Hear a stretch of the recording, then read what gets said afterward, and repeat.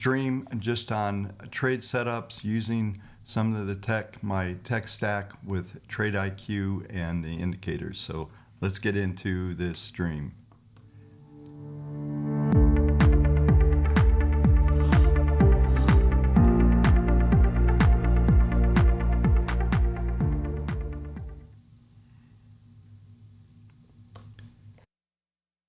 Okay, folks, we'll let the room fill up here a little bit. Some folks are showing up. So I'll wait until the room gets a few folks in here. Very interesting overnight. If you folks watched the YouTube video from last night, my normal evening stream, then you'll see a couple things. I was talking about this 7407 number, and we were pretty close to breaking it last night. And I'll wait. I want to go through that because that's part of what I want to show you, especially with the TradeIQ. So I'm going to put up here just while the room's filling up. I got my favorite chart up here, which is the 5-second chart.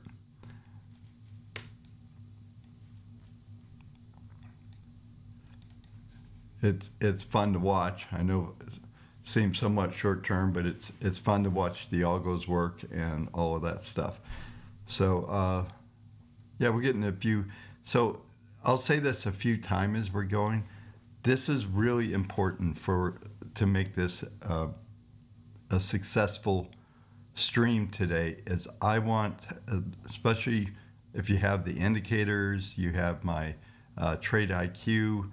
Put your questions up here because I want to go through those. Those will help me actually present some of the information that I want to present today. But load it up. Don't hold back. If you want to talk about individual stocks, we got a live market here, and so it's pretty good. I'm going to put something up because I want to build a sheet off of the 4-hour sheet here real quick. So I'm just going to go ahead and do this while we're getting the room filled up.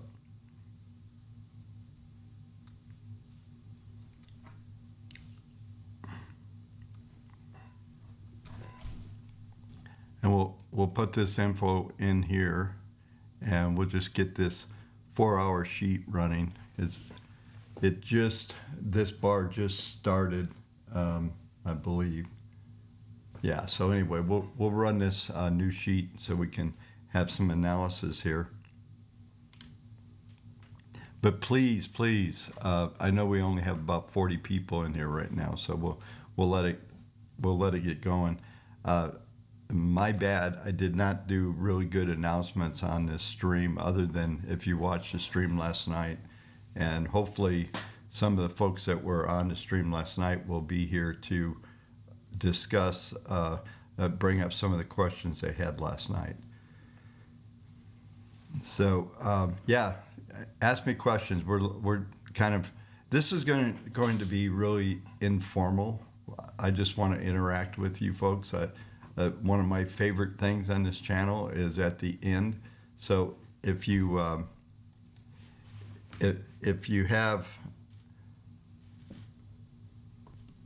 watch my YouTube videos, at the very end, sometimes it's very interesting because we get into some educational, some questions that are very, trigger me into Professor Bob, we'll call it. And there's some good stuff that happens there. Matter of fact, I'm going to try to get this so I can capture a bunch of those and put a whole series of some of these questions, because there's some really good responses there. Sometimes their responses are 20 minutes long and very educational, especially if you're doing anything that is using my tech stack. That's really important.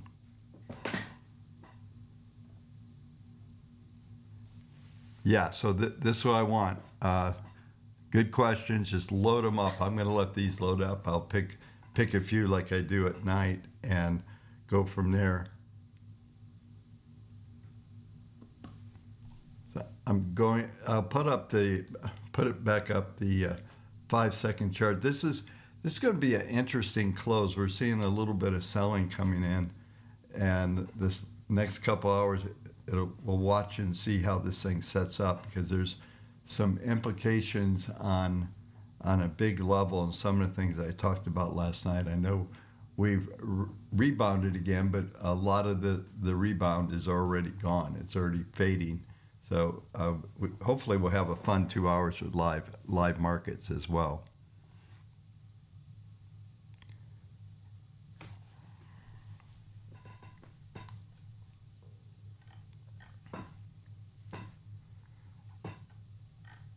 On a side note, I thought it was interesting. I just saw the charges against John Bolton. Boy, he's been blabbing his mouth a little too much, huh? Yeah, we'll do NVIDIA. Yeah, just load up stocks that you want to talk about. But if you can, especially if you have trades on, things like that, I think we'll be able to get into maybe some reasonably deep conversations here in the next couple hours. That will be fun to do. So this looks like a big decline's happening. This is a 5-second chart. So we're talking about 4 or 5 points here, handles. So we are moving right now. But this entertaining chart. What's interesting about this is when I tell everybody, if you have a pro account, you have a real-time account, and you want to learn how to use the indicators, the best way is to put like a 1-minute chart, and every bar you can start to understand the operations. One of the things that I'm hoping to do today is to show the insight and the educational value of the TradeIQ accounts. I think my buddy Todd, who's always very active and on the Discord channel, he said, I bet Bob has learned some things, and I have, because it's pretty interesting. We'll see what this 4-hour chart. Matter of fact, let's just talk about that while we got about 100 folks, so we can start to dig in. But everybody that just joined, the point here of this stream is for me to interact with you. I don't have an agenda at all. So my agenda is what you're putting on the screen. We'll let these questions build up, and I'll just go through them, and we'll just see where this thing goes. The problem is YouTube has probably a 20+ second delay, and I would love to have like a Twitter space or X space running so you guys could ask the questions. And I've tried doing Zooms. It just doesn't work well. So would like to try to figure out how to get some real voices on here rather than just these texts, and that's fine. So here I ran a 4-hour chart on ES, and once we get in, it looks like the room's filling up pretty good. So this is awesome. I'm hoping that maybe we can get at least 300-400 people live. And the goal is here, like I said, to really go through these sheets and show some of the insights while we have live markets. So this is a 4-hour S&P chart, and I ran it just a few minutes ago, and it shows that it expires at 6 p.m. Of course, it'll expire at 4:15 or whenever the futures close, but it'll get us through the close. And one of the very, very first things that I always suggest, and every night on my live stream, I go and use the TradeIQ so you can get a feel for the analysis and how it sets up. Usually I'm buzzing through these, so we're going to go a bit deeper on some of this stuff. And I think I even have the ability. I got it so I can bring up my trade station and get that going as well. So we'll be able to get into some serious stuff. Maybe, depending if we get bored, we'll even go into reading order books and things of that sort. So, like I said, appreciate all the questions coming up. So just keep loading them up. If you just joined, you have any questions, anything, this is a total interactive session. I'm sure there'll be a couple triggers. I'll get on one of my classic rants or a good educational moment. So I haven't done anything on TradeIQ. Been working a lot on what's going on here. In fact, I'm going to show you a couple things real quick.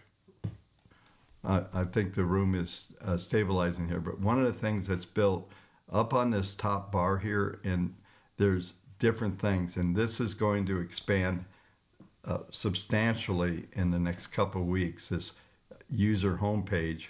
So when I come here and I go here, there's a WaveTech Market Intelligent Terminal. There's going to be other access points starting to show up. So you'll go to your user page to get there. If you want to go back to TradeIQ, it does walk you through this. You just continue the app, so it gets right back to where we were. But this here, everybody has that available. So make sure you do that. Everybody knows my nickname from the floor days was Dr. Given, because I was a little confident, we'll say. But I just want to show you this, and I think, yeah, the room's still filling up, so we've just been running for 10 minutes here. But when you come here, this is not 100% live. It will be. The entries and exits, some of these things are here. So it's the typical, let me just bring this up. So it's this page here has been converted to this, and there's analytics that are coming in here. So it's giving you a lot of information. This is going to be available to all members, and there will be some functions that come in, but you can go to weekly analysis. You can look at all the entries that come out on a daily or weekly basis, and this is going to expand this analysis. But one of the things that I talk about a lot when I'm going through the daily analysis, I'm trying to bring the best way to put this, I'm trying to bring virtual Bob into everything. So my analysis, I used to give out on our, and still do at the moment, on Portfolio Expert and WaveTech, the portfolio management. It's basically just an electronic sheet. It shows where you are, if there's new actions to take, but it doesn't tell you anything. So Prism is the replacement product that's coming, and this is what we're calling this right now is the Market Intelligence Terminal, and this is going to give you some insight. I'm in the process. I'll give you just a couple things that I'm doing behind the scene. I've got a massive database. I have a database that goes back to 1980. It's got 14,000 symbols. Back in the day when we first started, I think we had maybe 600 or 700 symbols that we displayed. And we rolled this out in 1998 to just an advisory community. Within the first year, we had over $1 billion running, and we ramped it to literally hundreds of billions of dollars over the next decade plus. I basically did somewhat of a retirement, stopped marketing. We didn't push it anymore. There's a whole story. I've actually, it's in the book I've been writing for a while, so hopefully I'll be able to get that done as well. But what I'm doing is I'm bringing in all 14,000 symbols, the entire history, and I'm going to be attacking the data. Some of the things I talk about on the database, the 42% marker. Well, I'm building all these triggers into this platform. Right now it's a display. This stuff is live. The very top row is actually, this is all live right here on the top here. These are live numbers. about 80% of the sheets live, and we just have a couple more things. So it updates every night at 8:30 Eastern time, and so this is going to become a staple of analytics, because I have used this for many years and I go through it every day in the YouTube videos that I'm live, and it gives me insight into where the market's going, holding periods, trends, much more than looking at some trend line that most people draw a trend line on a S&P chart and think they understand the trend. All they know is that most of the trend lines are subjective. You could go to 50 different analysts that's doing a trend line type analysis, and everybody's got a different point where they connect. I mean, they're just subjective, and it's unfortunate that a lot of people think they understand trends by drawing trend lines.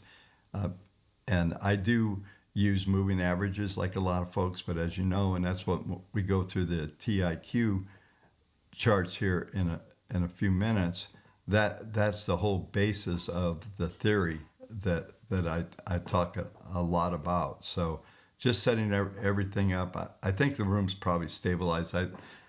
I didn't do a very good job at promoting this stream, so hopefully the folks that have hit the notification bell will come in there.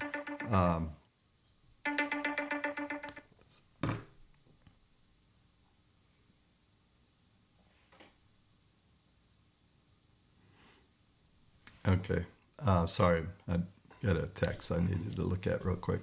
Yeah, so but the point of this chart is actually figuring out holding periods, estimating forward-looking trends.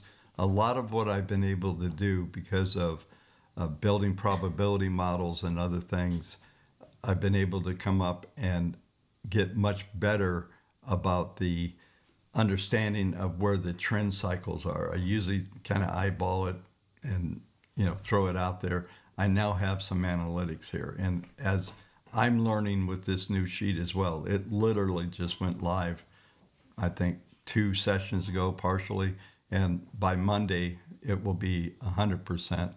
Every number on here will be live. There's just a couple of minor numbers right now, but I want you to understand this, because this will be available to every member that's already out there. I think we're close to 500 members or something now, and we haven't marketed it at all other than me on YouTube and folks that have bought that. But I continue. We'll get to the TIQ, but this is part of this. There's other elements that are going to be coming in to my big thing that I've been doing for a long time is I'm basically into trends in different regimes, and we develop in what will be Prism, but in WaveTech we have maps for every stock, all 14,300. We have deep analysis on every one of these symbols, and what is impossible to do is to really take that and get composite views on everything. Well, this platform here that I'm rolling out is doing just that, and so yeah, I think it's going to be really exciting on how what we're going to be able to do. It's really, I've told everybody that I'm building all these platforms for me. It's interesting that thanks to Claude Code, I'm not a coder, but I'm pretty good now because I got a good partner in Claude.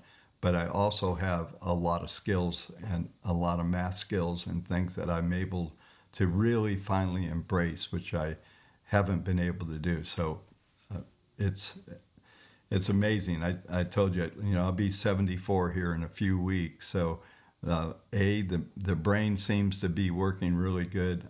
I spend probably between at least a minimum 6 hours a day coding. And I'm up a lot until last night. I got to bed early because I knew I had to be here early. But sometimes I'm up till 8 a.m. Eastern time is when I'm hitting it. You can see when the Substack comes out. Okay, so let's go ahead.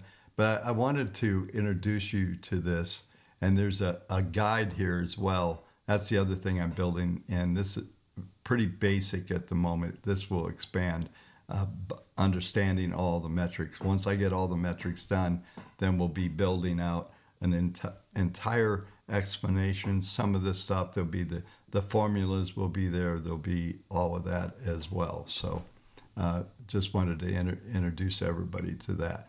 So let's go ahead and so that's on your user page. Like I said, you can, you just have to hit that button and then you're right back over here. So this was the sheet that we were just on. I'm going to move to the other side because this is always in the way. I shouldn't have this way. I can talk and stay on screen without blocking the analysis. So let's just talk about basic setup here. I am just looking to see. Yeah, so I am going to bring this up for just a minute and go through a couple things here. And this is important, and I think having this membership, and especially as things start to develop on Advise, there will be pre-built strategies that you're going to be able to get access to without doing full subscriptions. If you're running 401ks, there's going to be ETF strategies, a whole array of different types of strategies. But this is the best line. You see the indicators, TradeIQ tells you what to do with them. And that's what I want to really break out today, because this is going to make everybody's life better.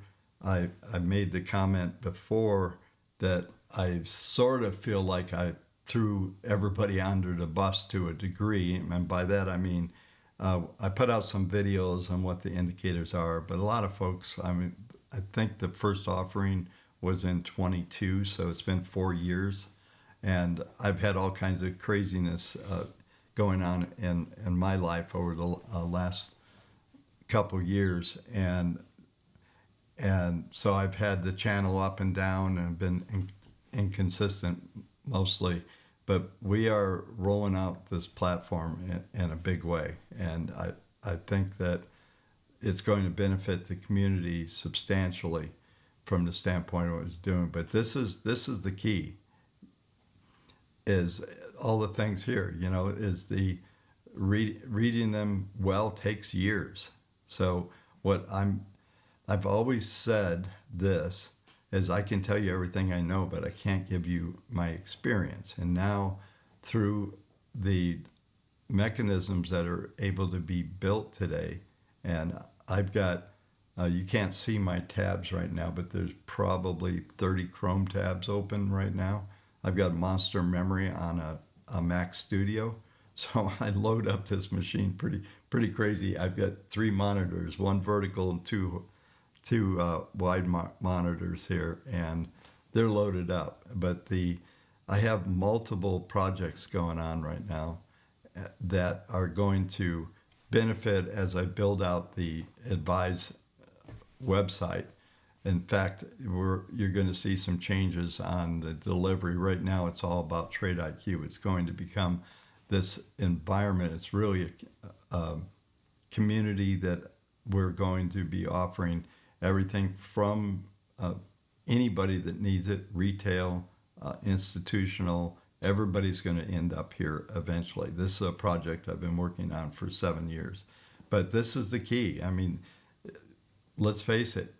This is why I've told you folks, and especially in my old live trading room I did several years ago, as I would preach about how you should be journaling. Well, when I get Portfolio Navigator and there's a suite that goes next to that, you're going to be able to journal and generate what I call WaveTech metrics on your own trading as well. So there's some really big plans, and ultimately there'll be integrations with broker dealers.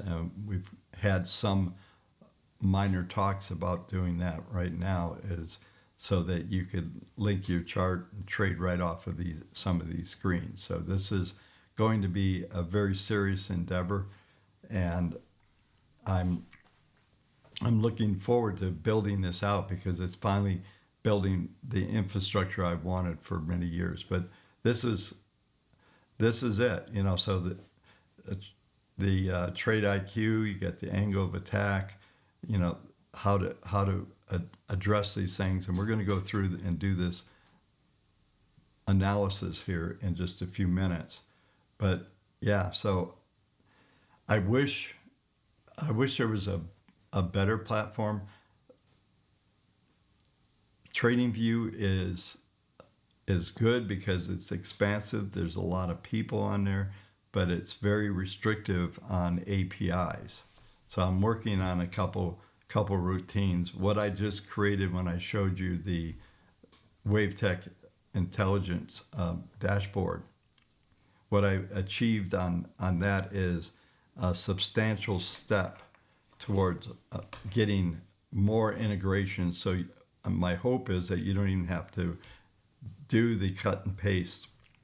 The reason why we do the cut and paste in TradeIQ is because TradingView won't let us do an API. They won't process. They won't let me talk back and forth to the screen. So at the moment we have to port that data in, but it's basically painless.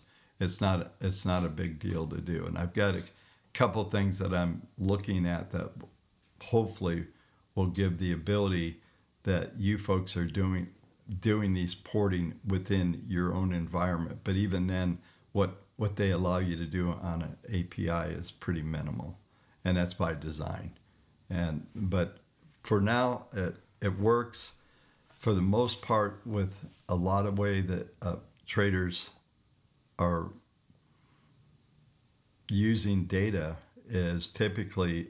Matter of fact, I would love a comment here. How many stocks or how many things do you folks that are doing discretionary trading? How many things do you follow?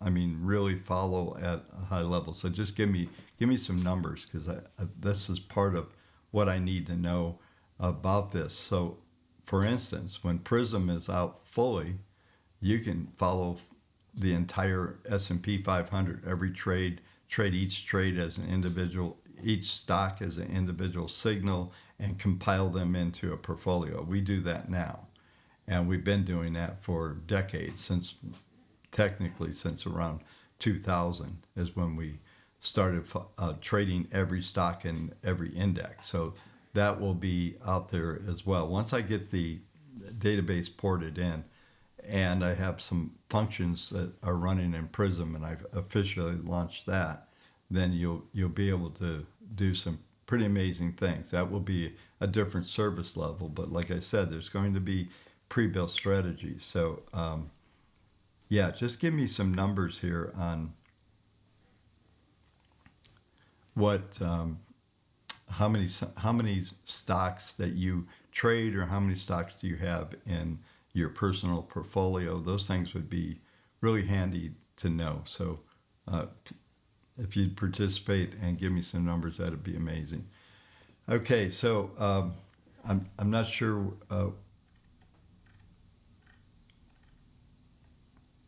So I'm going to go through this setup because some of you don't even know what this is. Many of you do, but basically, I'm going to show you how to copy and paste these trade windows, and then give you the things that I tell you every night. I blast through them.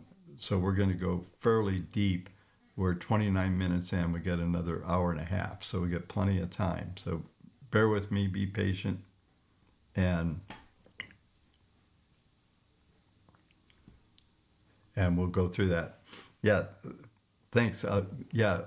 Anybody that's listening, just put up, yeah, perfect. I appreciate you guys are giving me some numbers. So that's amazing. That's so helpful, because part of what I'm doing right now, I'm in product design, and I want to know exactly what things are doing. We meaning the process that I've used and we put together for advisors for many years.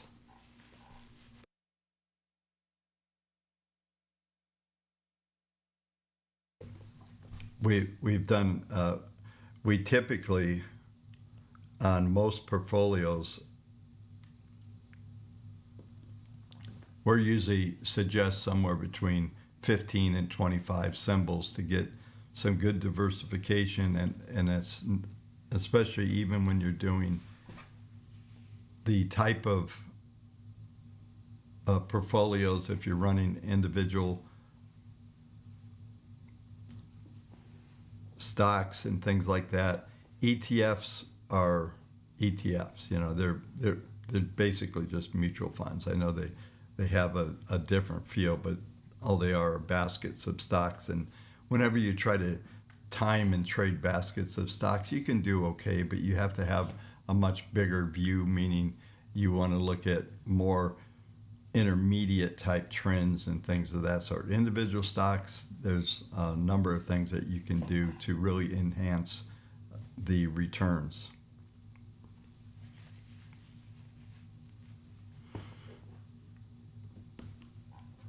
So let's, so these numbers that you folks are giving me here are pretty much what I expected. It's almost impossible. I see somewhere, we'll say 15, around 15 stocks is peaking out because you can't split your attention that many ways. So one of the things that is important to understand is, like with Prism and right now with WaveTech, you can watch as many stocks as you want. You can get trades, you can get allocation, exactly how much to buy and sell. So I won't go into the portfolio side. We're just going to stay here with the trade sheets.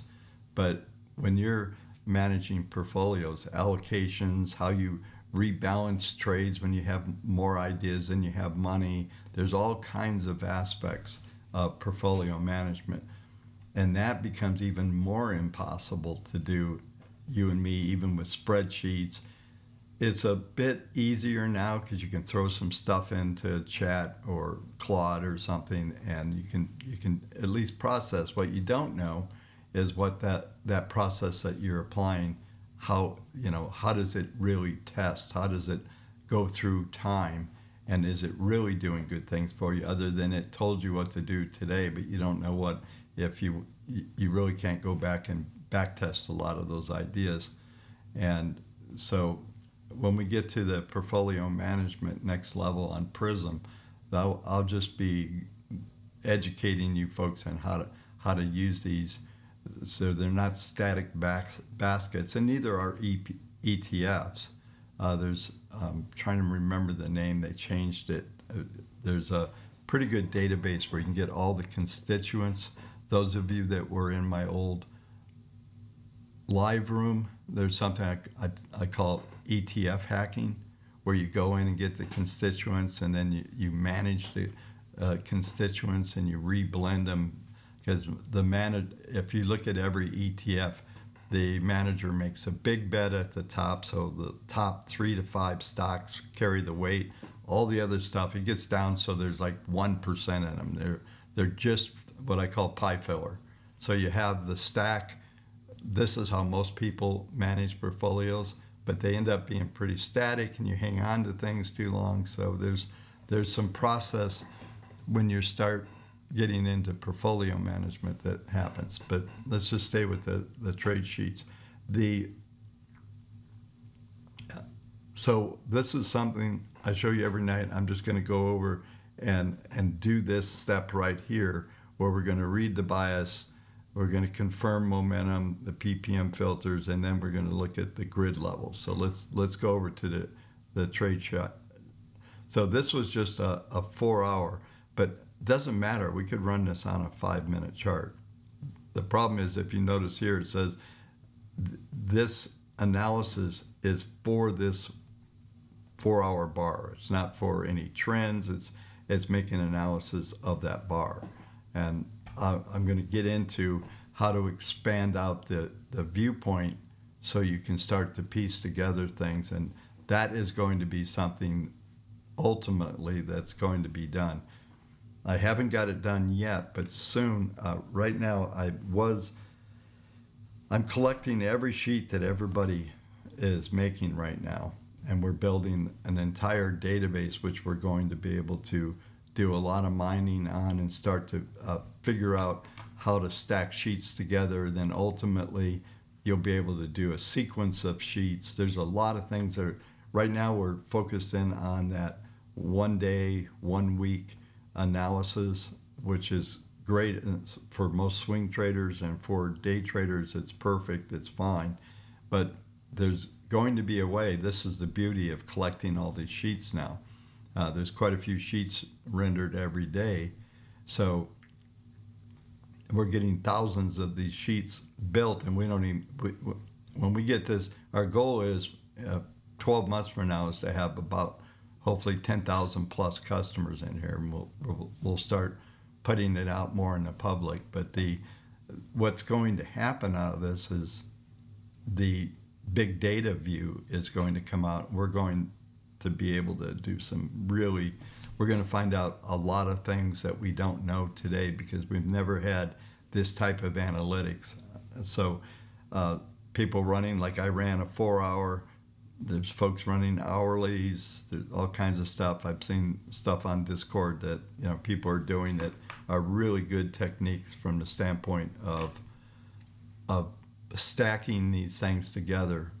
And so let's take a look. And this is interesting. This sheet will expire at the end of the day, but I'm going to do my best to blow this up so we can go through this. But this is the first thing that I do. Read this. The whole thing. It's fairly deep, but a couple of things that are going to happen if you're new with the sheets is to read through these, and they're going to give you information about what's going on with the PPM. So the crux of everything I do is something that's called an angle of attack. I think I have another sheet on this PowerPoint I was just showing you. But the concept here is that moving averages, this goes back to around 1983 when we started this analysis. And back in those days, there was what you guys probably still use, MASD, RSI, all these basic calcs that are out there. And I'm sure people learn how to use it. I don't like meters, but I call 0 to 100 like RSI and stochastics. They're useful until they aren't. And when we built the PPMs, we wanted something that measured unlimited. So if the market was going to go parabolic, then we needed to understand what those characteristics were. And there's a pretty good article on my Substack that I did 5 days before the peak of silver. But what it was really about is how to handle when you get into these parabolic moves, these straight up moves. What kind of math? Because there's a different regime than the typical moving average up. What you see a lot, higher highs and higher lows, like it's that easy. Anyway, but it goes beyond that stuff. When you get into a parabolic curve, it detaches from the moving averages. So you need to know when you're in a parabolic curve, knowing that those moving averages don't have anything to do with anything. You're now looking at different of a volatility regime.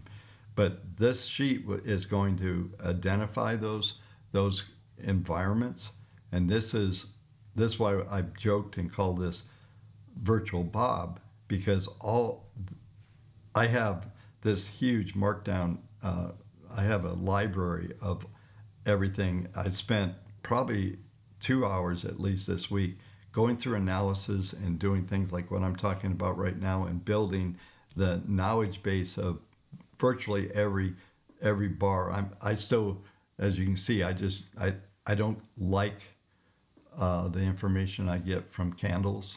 One of the guy that started that was a colleague of mine, Steve Nissan. We both worked at Merrill at the same time, both in in the research department, and he was writing his book on candles. So that was 1990 when I was at Merrill. So, but I know almost everybody uses them, and sometimes the jargon that you get out of this, they'll talk about wicks and stuff like that. They're fine. I'm just old school. All I need to know, open, high, low. I need to know these angles of attack. I've not necessarily simple. I made it simple, but I've made it so it makes sense to me. So I'm involving people into the concepts and things that I'm doing from that viewpoint, and from, literally, what is that? 42 years I've been using this methodology. I first put it into code, technically into modeling, in 1992 on TradeStation. I was very early user. In fact, there's code that I wrote in 1990 that's still in TradeStation. There's some user studies and some other things that is discussed in the book I'm writing, because it's an interesting phase of what happened. It's the first time I realized you can't show everybody everything you're doing when it comes to code. That was the first time I was hacked, and I'll leave it there, from an entity that I was doing business with. But you can figure out the reference there. But anyway, this is where we want to talk. So this is a 4-hour chart, and it's starting to show some fading. It's still fading. We've now went negative on the session since I started talking, and all of a sudden, that's in last night's Substack. I talked about 7407. That felt like it was off the table an hour and a half ago. So you can see here, we're starting to see some selling coming in, but generally speaking, this is what it was identifying when we made that sheet not that long ago. Let's see. This is the other thing. There, right up to the top here, it's kind of hard. It's grayed out, but there is a timestamp when this was run. So it was run 11:33:59, and that's Pacific time. So that was 23 minutes ago, and it was telling you bearish pressure dominates. So it was identifying, when we ran this sheet, when we started this stream, it was identifying there's weakness coming in to this 4-hour window. And so, but this is the stuff, all 4 PPMs are negative, with PPM 1 heaviest weighted component sitting at minus 0.53. Anything under 0.25 is very negative, strong down territory. So it was telling us that right now we got basically a 20-30 handle sell. So if we'd have been paying a little more attention, I'm not trying to introduce you to these things, there was a great trade sitting right there. And we'll go through this sheet and see what was being identified. So, but this information in this dialogue here is key to spend just a few minutes, and there'll be sections of this that you will find out is pretty significant. So so this is the derivative change. So those of you who've been around me, the PPMs have first D1, D2, first and second derivatives. And it has the primary, which is identifying the angle of attack, percent change of the moving average. And the theory, just real quick, I won't go deep into the theory. The theory is that like when you draw the trend lines, what I like about moving averages is I don't draw them. So it's being done through math. And simple math, I know people use VWAP, all kinds of stuff, is they're trying to figure out how to get some kind of advantage on the moving averages. The same thing that my old partner and client, Dr. Prater, and I were figuring out. It's like, okay, when is this moving average valid? When is it not? When is it vulnerable to change or passing through in an adverse direction? We set up all these rules. The other ones, all they do is make them faster and closer. And I don't know how to use them because I don't venture outside of my world, and I have not since the mid '80s. I live in Bob's math, and people ask, "Have you ever used this?" And the answer is no. I stopped using retail off-the-shelf stuff, and I know now there's a million indicators, especially at TradingView. There's all kinds of stuff out there. Everybody's making indicators. The problem is with there's some issues with some of the more sophisticated math on TradingView, but we're not here to review Pine Script. But this information is going to be really good. So let's see what it says here. We didn't read this earlier. From a MarketGrid standpoint, it's wedged between 32 and 17, and we're printing 09. So not only is 7407 in here, we could get a close under there. I'm not going to do full analysis here, but I want everybody to understand what's going on, especially on these shorter term trade IQs, because what they're going to tell you is exactly, it warned us that there was a decline coming in this window, in this 4-hour window. We could have ran, maybe we could run an hourly chart. So we'll try to catch something. Matter of fact, right now would be a good moment in time. So I'm going to do this right now. Let's set up something for this last hour, and you can see right here is where it was warning us, and we got a big reversal bar on the hourly chart. So let's just go and I just collected the information. So you simply just put your cursor over in this data window, and the data window is located. You can go here, and then you just want to get to this sandwich and get to the data window. And let me recapture.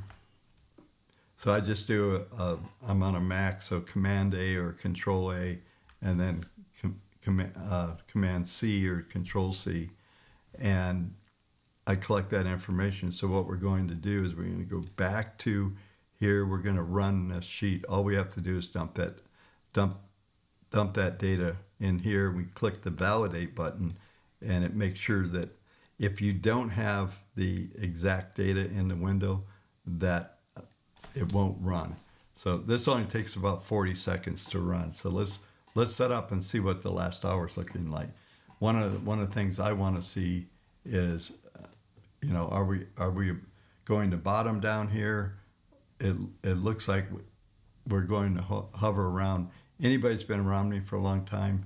I have clients for decades ago used to say, how do you pick these numbers that at the close, it's so close, it's hard to determine, did we close? I have 7407 as the pivot point for today. If we close under that, so it closes at 7406.65. Was that it? Was that enough? Yeah, that was been the question, but let's see what we get out of this sheet here.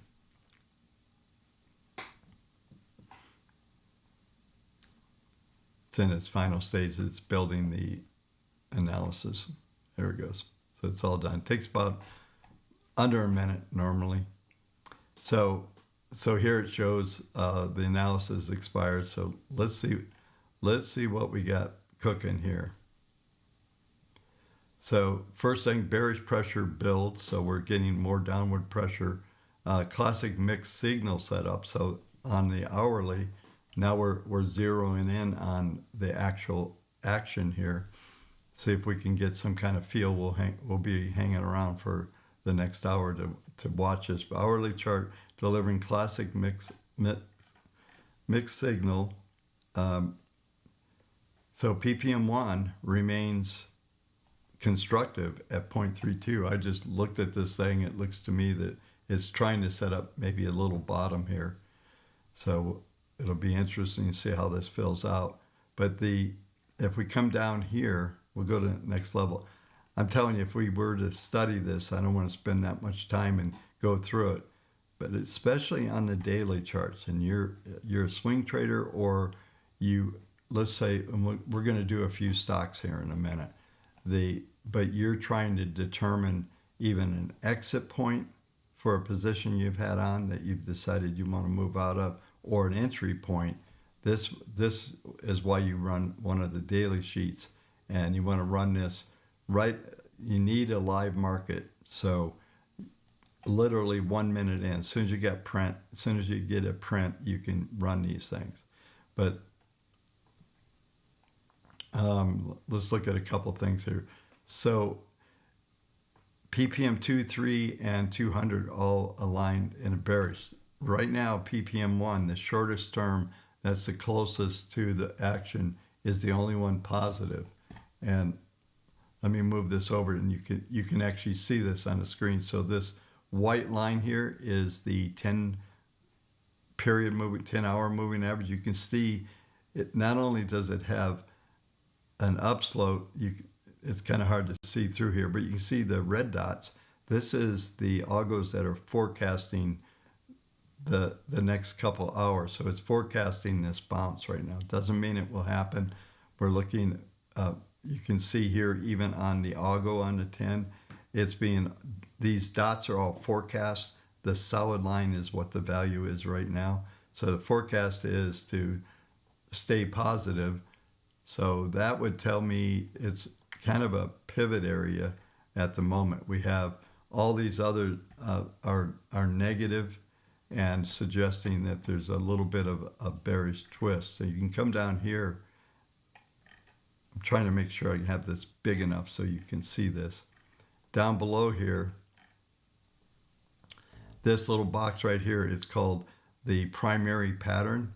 You'll see here it says bearish lane. So it's telling us that everything's kind of set up, that there's more bearish kind of configuration. So we're going to break into another area of the sheet here. These are all the MarketGrid sheets. So, and it includes any Fibonacci targets that are on screen. So it shows right now when we ran the shot, it was 7409. It's 07 right now, so it's trading just a little. So 7402 is 98% that probability that we're going to head toward there. If we break that, the next level is 394, so 7394, and it's pretty solid here on an intraday that if you trigger through there, you're going to the next number. So there's a potential, I would say, to see a 73.86, maybe 94 holds, and we'll see if it gets to some kind of extreme. I'm looking at, actually I can show you something. I don't want to confuse you. I want to stay on here.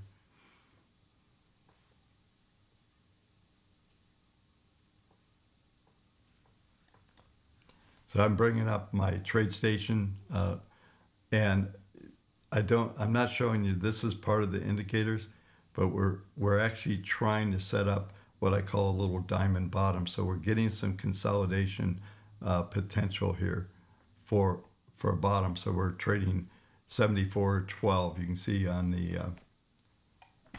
the level 2 over here. Okay.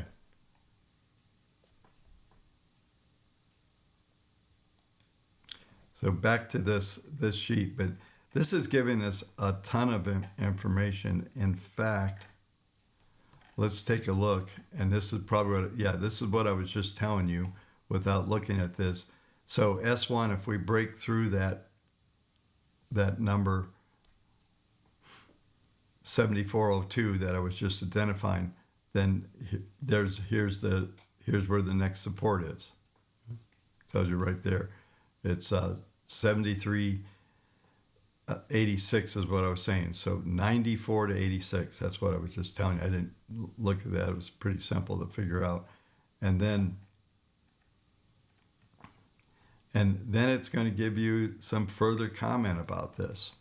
PPM 2 and 200 are bearishly aligned. PPM 1 rollover would create everything setting up for a negative. But since we're in the last hour, we're not going to get any more bars on this analysis. This is the final analysis. And like I said, we're looking at, all of a sudden we bounce back to 15. I just showed you we're at, so this is the bounce, and that's what's being forecasted along this line.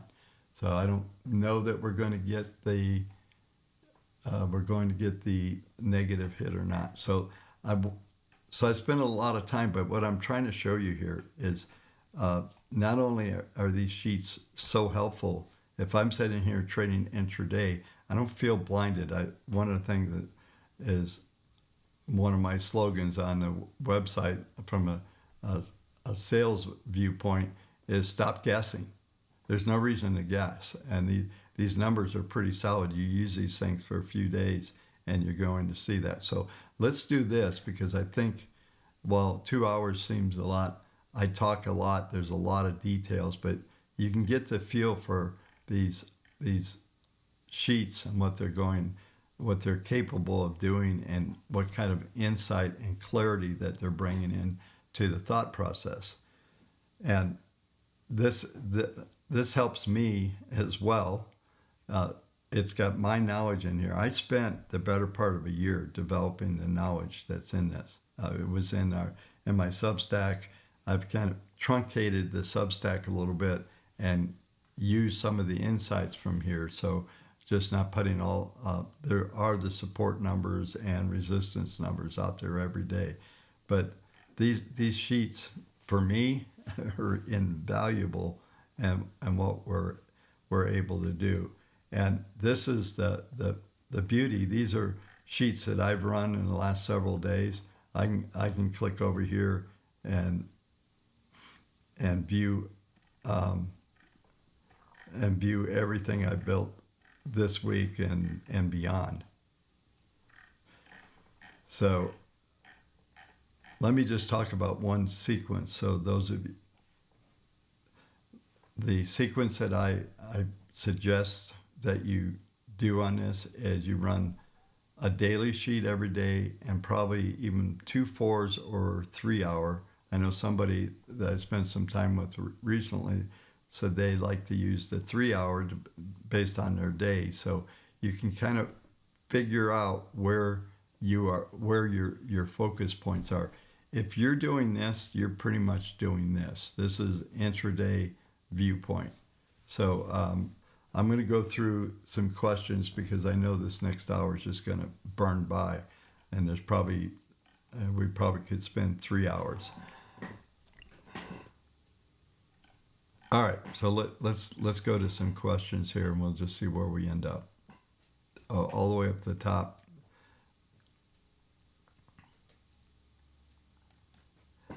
Yeah, so how do you reconcile and make decisions on what to follow when short-term 1 or 2 hour indicators look positive, but the daily is negative, for example?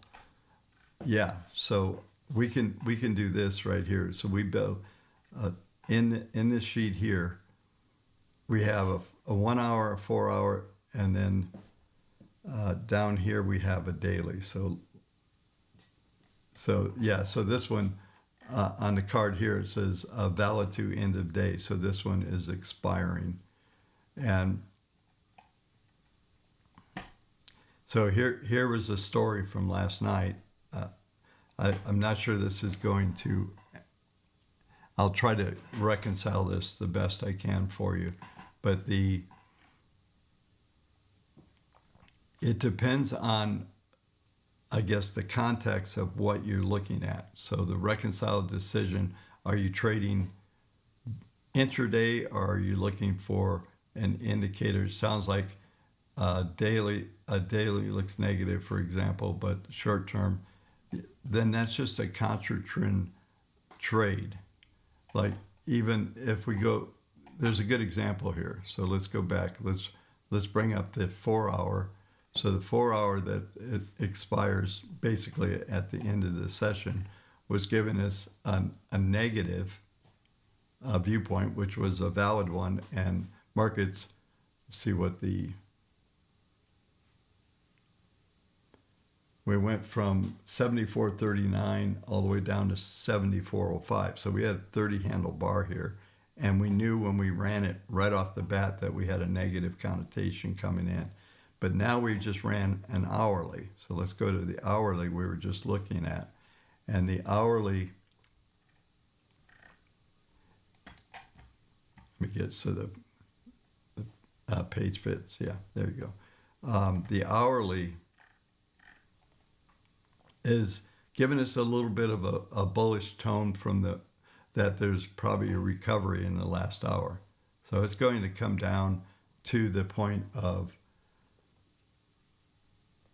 this last hour. You can see even beyond this, if the market were to stay open, the projections are still more positive, so more of a recovery.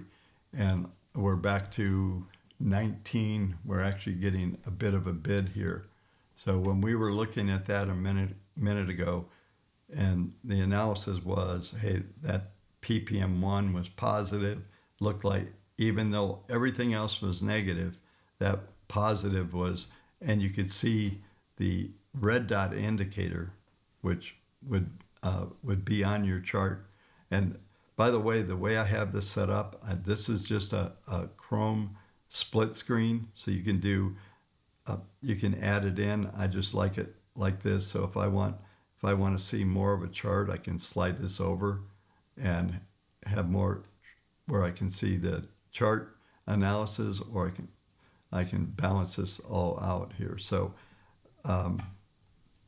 but yeah, so you can see there's a good contrast. So even though we got bearish, if we ran another, when the market, since we're at the end of the day, we'd be looking to close out, and it looks right now that, you know, we're still getting a bid where I'm looking up because my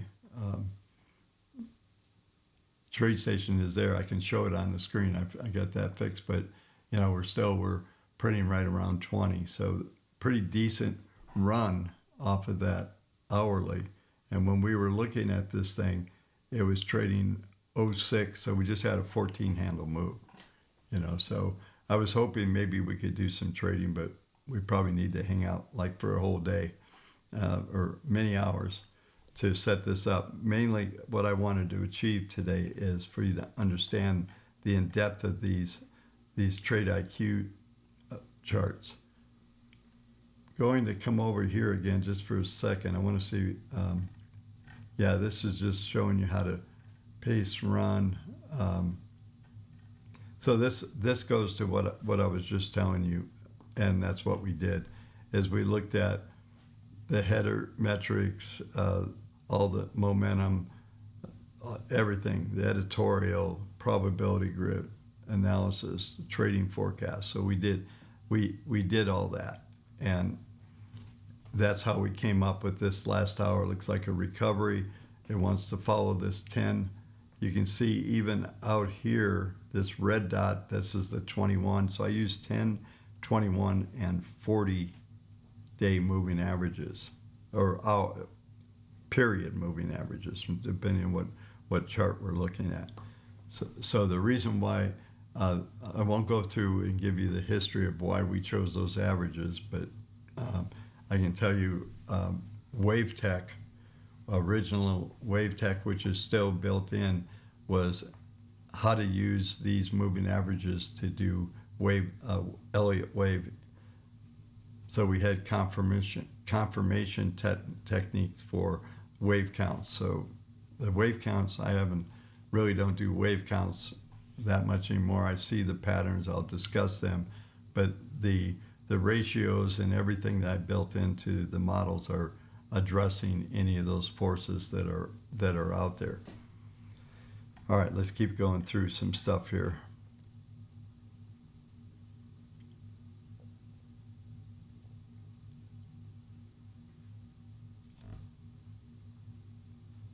Yeah, so Charles, yeah.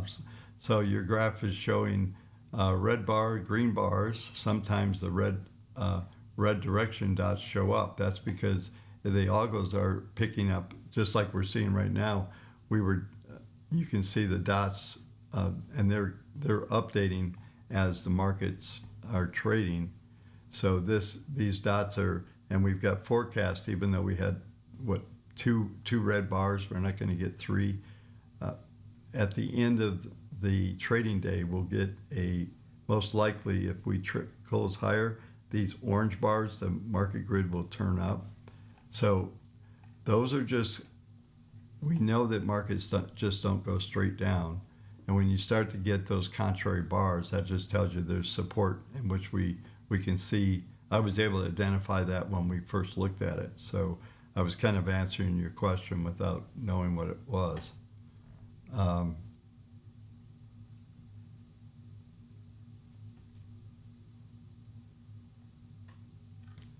Yeah, hey, Green Garden. I know you always want these. That's like a whole thing, trying to setting up an option trade. Let me just see here.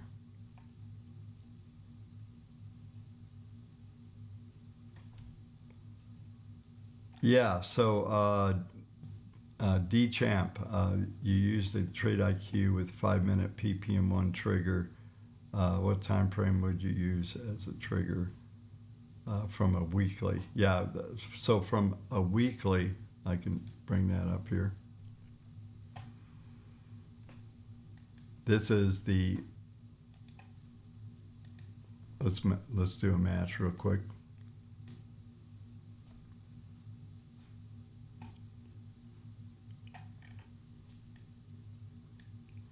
This is the weekly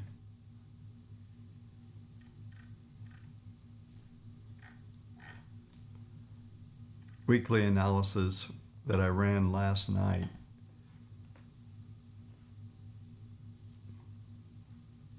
And I think, let's see here. Yeah, so we're trading almost 73.38 was STX. Last night, I don't know if you were on the stream last night, but I was cautioning that if we traded through that 07 number, that 7407, that we would trade down to those next levels, and it went down to this is weekly, but it came down into this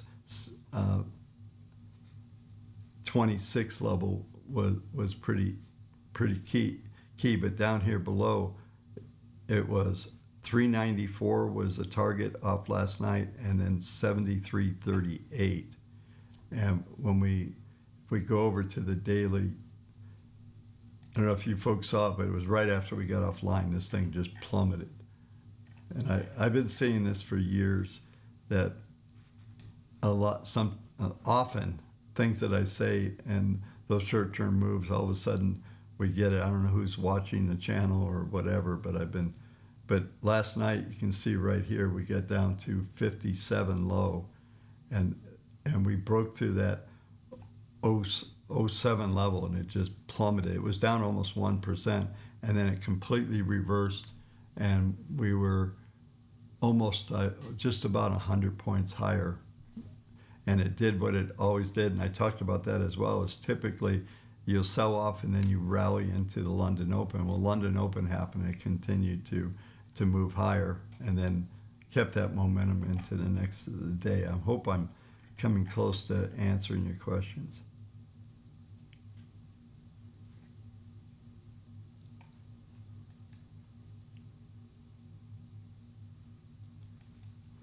Yeah, the sheets are not going to be part of WaveTech.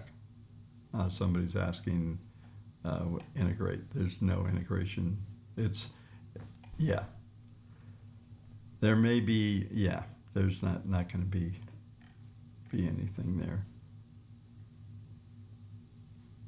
All right, okay. Just going through these questions, folks, so bear with me.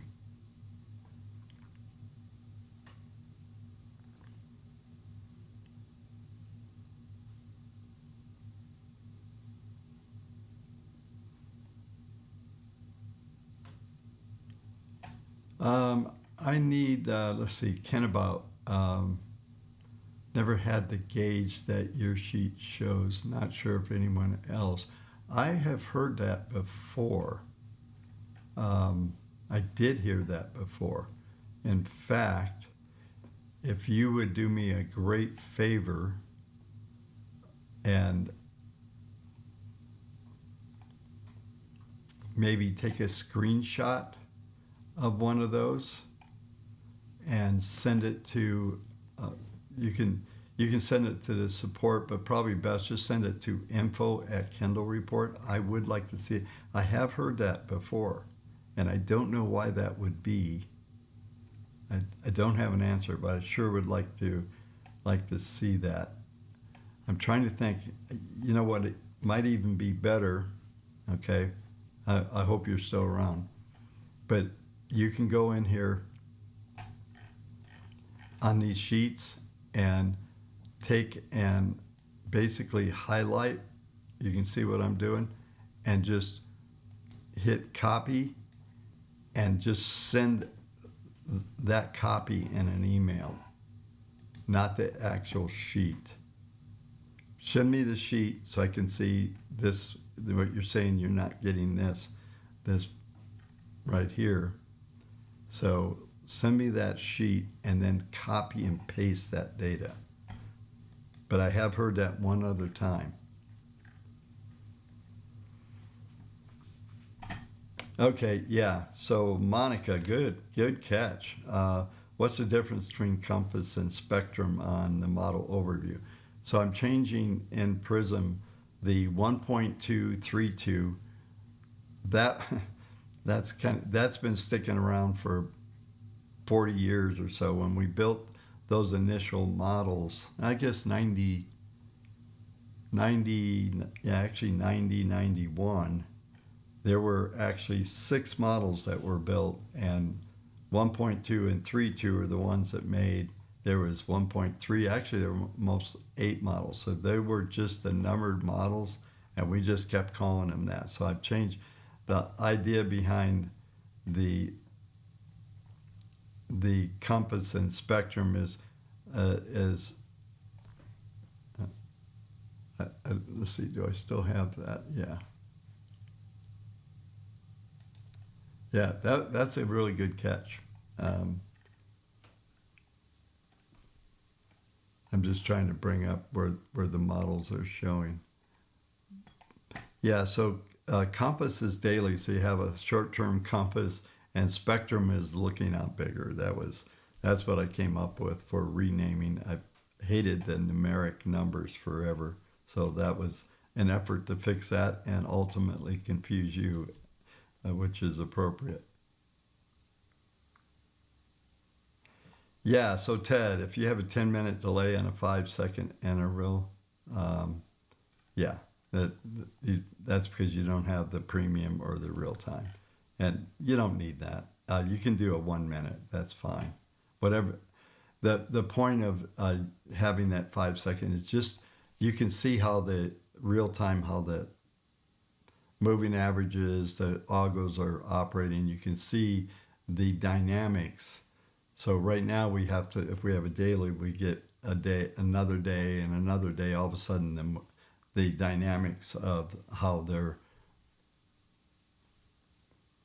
they look and change are changing. So you can just see that these things are not static. They don't stick to, they're constantly updating the calculations, but you get a feel on how they evolve over time. Let's see, I'm getting down the list pretty good here.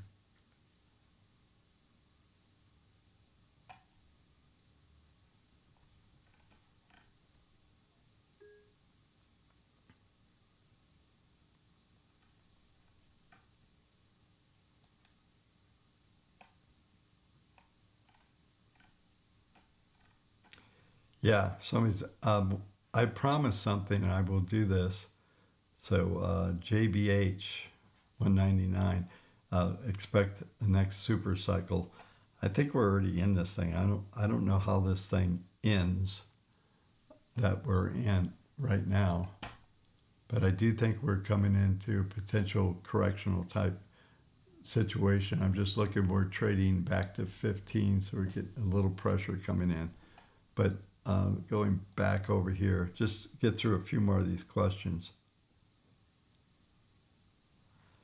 Yeah, so question, I have the old indicators from 22. I believe I need the updated ones. Yes. Is there any way to do that? Yes.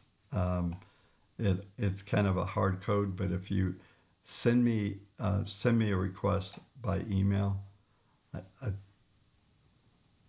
think I'll look up. There's a slight fee, but did you get TradeIQ? Was this Augo Mass Channel 1870? If you let me know that you did that, okay?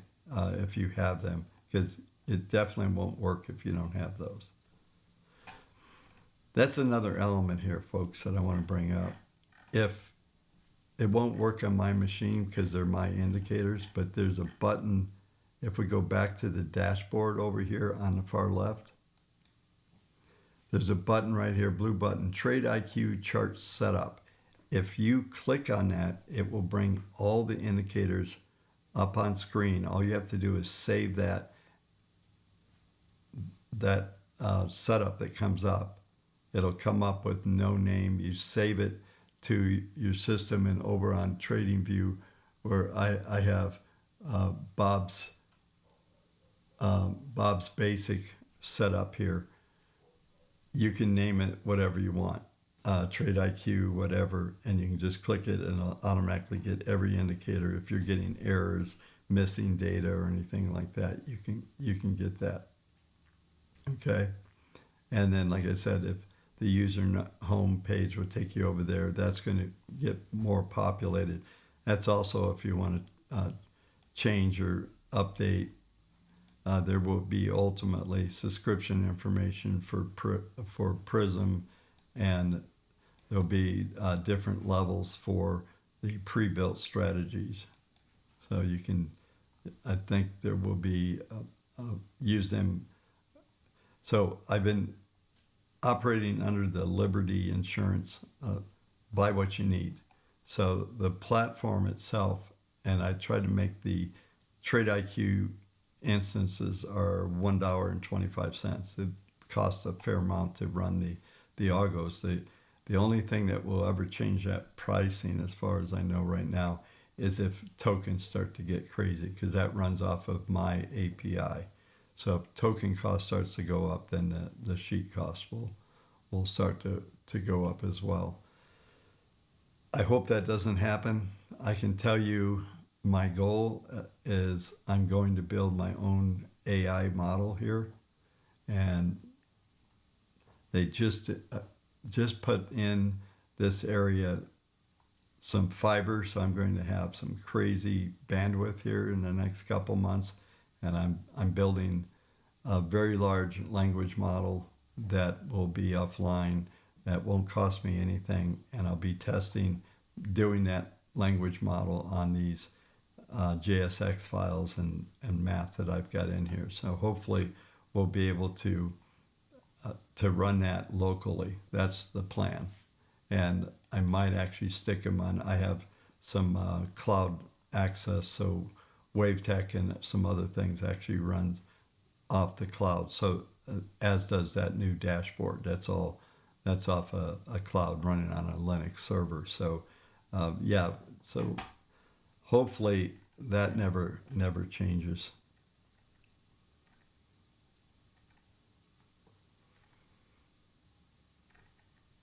All right, just let me keep going through this stuff. Where are we at on time? We got about 20 minutes to the market close here. And we'll run over a little bit because we started late.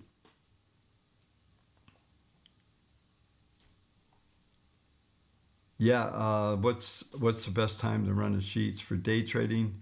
I think pretty much you should try to run them. The perfect thing is to try to get one off. You can run them anytime. So let's say you run a 4-hour chart and you're an hour and a half into that 4-hour bar, you can still run them there, and the analysis will be valid. If the way these sheets are designed, when you do the snapshots, when we did those snapshots earlier, that gives us the actual, that's a real-time snapshot. All the values of PPM, everything that's coming at it will base its analysis off of that snapshot. And if when you get into, like, I run the weeklies every night, and I do a comparison on what any changes for the weeklies. I'm actually doing a research on that to be able to better answer that question. And in fact, what I want, and this is why I'm leaving all the sheets on the servers. I thought it was going to cost a lot of money, but even with a lot of users, the storage of these things are pretty tiny, so it's not a big deal. I think we figured out it's going to be, if we had 10,000 customers, everybody was storing 3 a day, it would be, a couple $100 a year to it so it wasn't even a big deal. But what we're trying to get out of there is that we'll be able to stack those ideas, and ultimately you'll be able to choose. This is my plan, and I don't know that it's going to work once it's tested, but you'll be able to hook up multiple sheets together also and get a composite analysis or show the changes. I'm not sure what I'll find out from that. That'll be a late night mad scientist mode, I'm sure.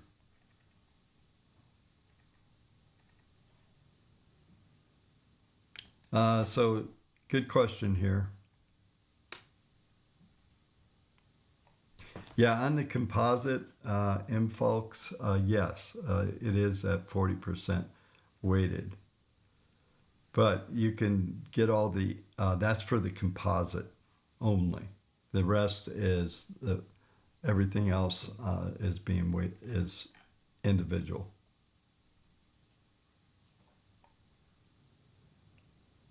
So somebody, let's see, Christopher, once it violates the trend line, does that mean it will come back? No, if you have accelerating in that direction, indicators and things like that, that's a breakdown potentially. And I don't know what a trend line is, so I can't help you with that. I don't understand. I don't use trend lines, so I don't know where those are coming up. They're too random. If these are trend lines that you're generating, so I can't answer to that. But on the moving averages and the patterns that we're doing analysis on TradeIQ, then it depends on what's accelerating. But let's say you did do your trend line. I'll try to tie in. You have the indicators, and you're seeing that the PPMs are accelerating. The algos are forecasting more weakness, then that would not mean there's a bounce. But like what we saw on the hourly chart that we had up there a little bit ago, let me flip this over. I still have this on the screen.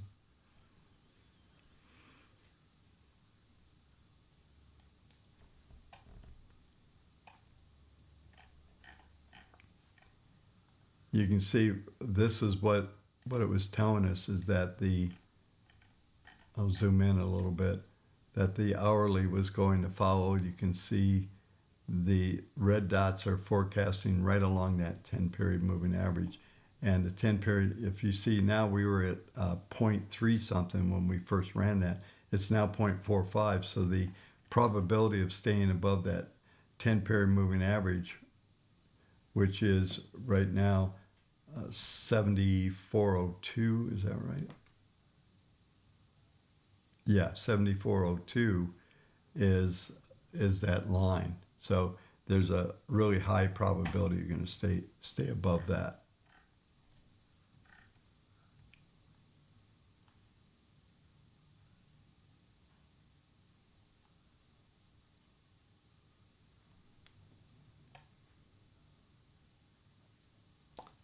Yeah, I love this guy here. Let's see here.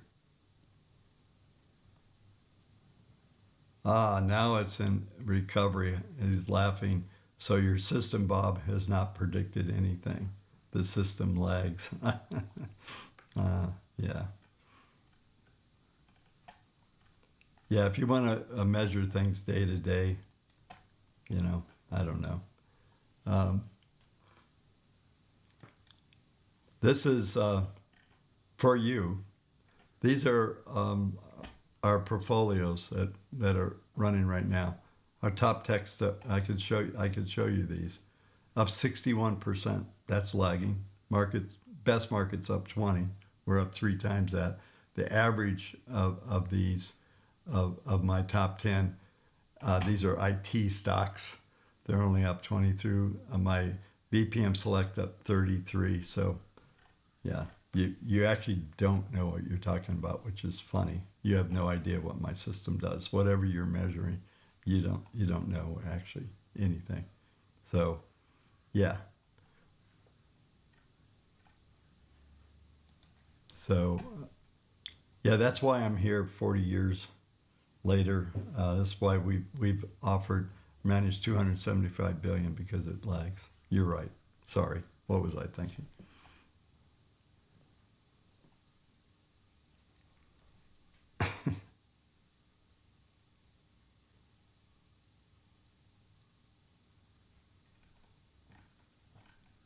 So real kill. I just saw this. Wow. Just read the TIQ, and it's making this confusing, as the indicators and predictions are contrary.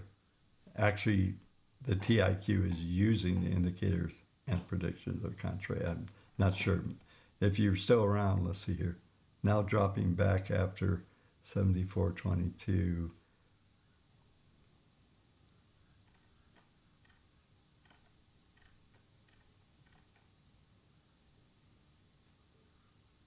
Yeah, I don't know. Are you an actual user, or are you just looking at the charts we put up today?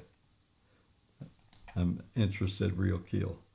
I'm interested in that.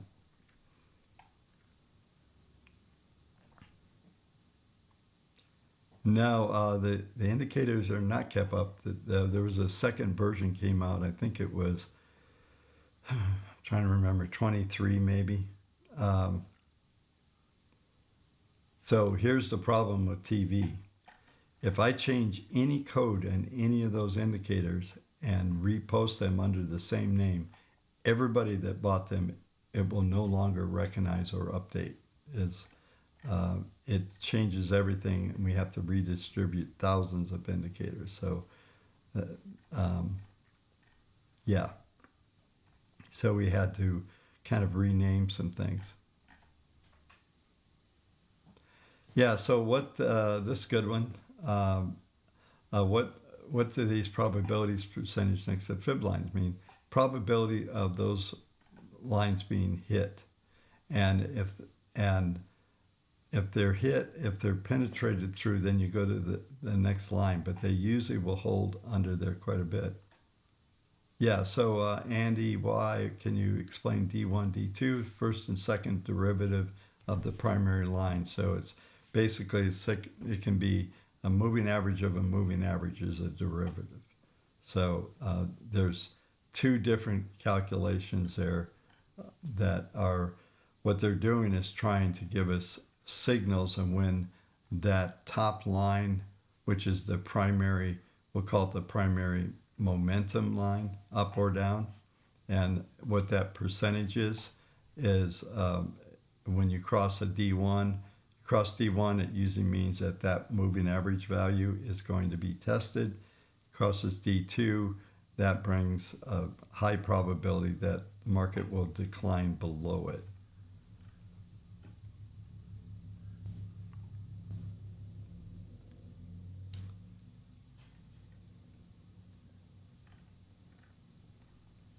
Yeah, D-Champ, I think I might have already touched on this.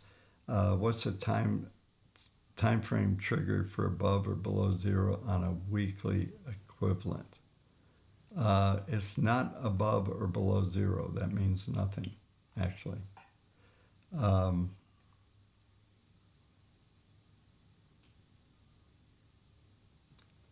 Maybe I don't understand that question. So if you're still around, if you could reframe that, might be helpful. What time we got?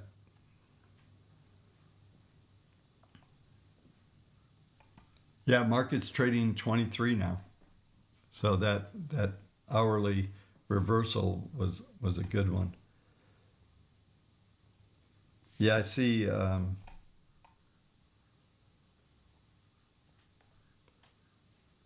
Somebody wants me to bring up the. I'm just looking here. One second. I'm pretty much at the bottom here.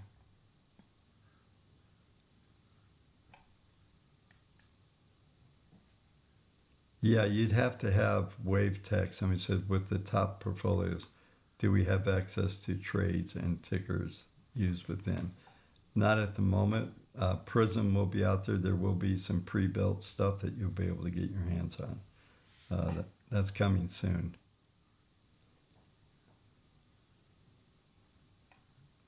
Yeah, okay, Real Kill. Yeah. So, yeah, I'll be doing more of these. I'm trying to think, and it's valid. It's part of the reason why I'm doing this is trying to get folks. There's some things. This is actually really good. Thanks for coming back on that. Is trying to learn. That's part of what I'm doing today. Is trying to give people some insight into using these things. Hang on, I'm just putting some stuff up. Yeah, see, look at that hourly bar. I was saying it looked like we were getting bottoming signal. Now you can see the PPM's much stronger. It's 0.53 when we first started this calc on this hour. Let's go back here. I think we can see what it was. Yeah, here we should have it right here. It was 0.32. So this was the key. Okay. One of the things, especially intraday, and this goes to a question that was asked earlier. Hopefully, I can break this out properly. Is looking for when you're getting some contrary opinion, and what we saw here is all of the indicators down below, PPM 2, 3, 200, all negative and aligned bearish. And let me come up to this sheet. I'm just trying to get. We had a bearish lean, and so let's try to dissect this sheet. And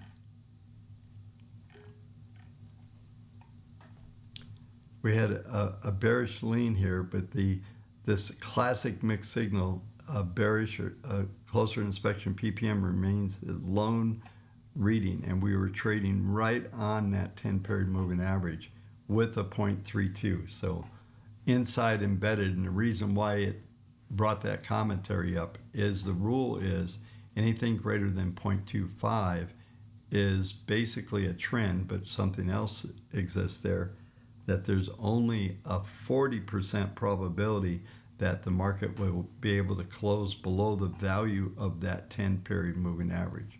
And we can come down here and you can see the 10 was 74.10.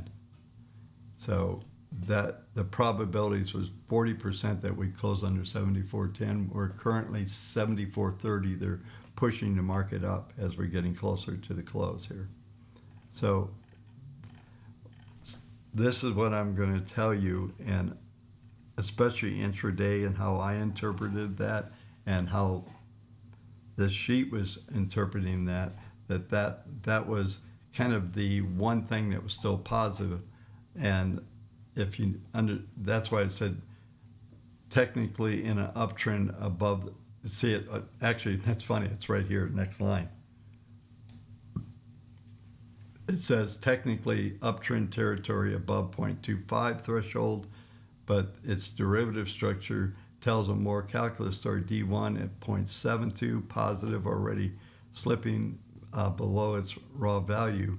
But what I read in this is that without looking at the dialogue, this is says D2 aggressively while D1 is still positive. So you're looking at PPM1 peak likely in the rearview mirror. So so what it's saying here is that this is probably going to peak here, but the rally is real. Let's look at, let's come in here. So 23 was our, so we had 15, we penetrated that a little. 23 was the next level. We're currently right at R2.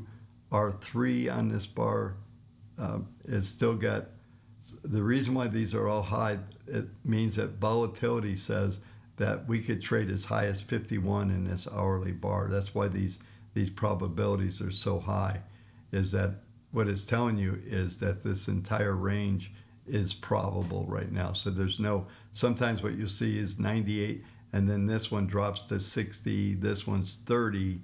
That's just telling you that upper range is, that's where it's going to peak.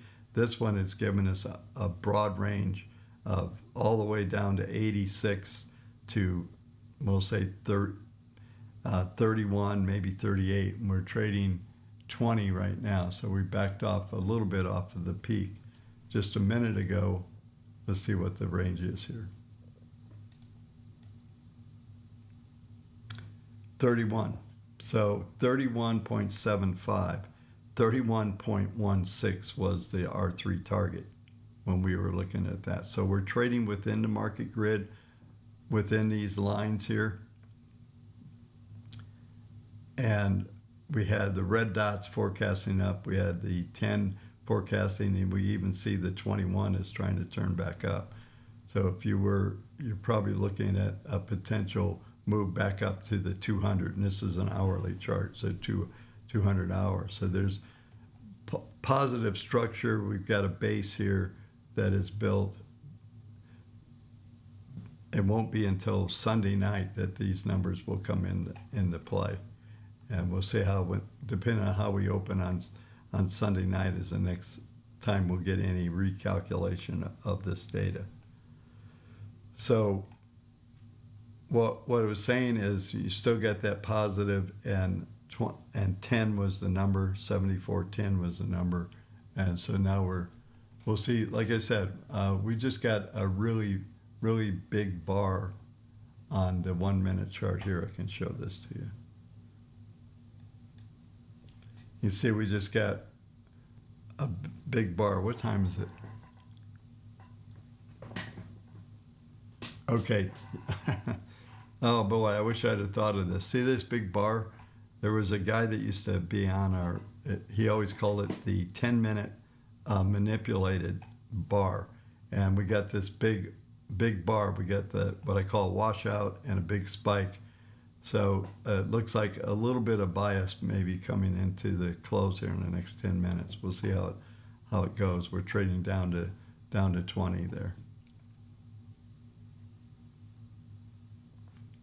So Mike wanted me to talk about the market grid. I think what I'll do, Mike, if you bug me enough,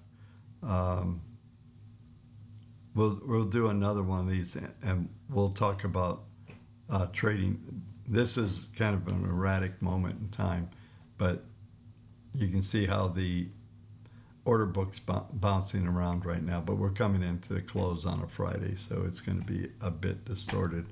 So yeah, I'll do that sometime. I want to actually start documenting some of that stuff, because I'll be able to take some of that info and pour it in into some modeling. So it looks like we'll say right now there's probably 60+% probability we're going to close above 74.07. So we're not going to get any triggers, and markets are going to stay elusive and non-committal.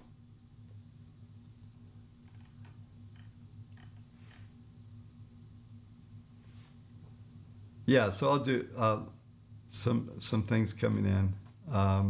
Let's see if we can.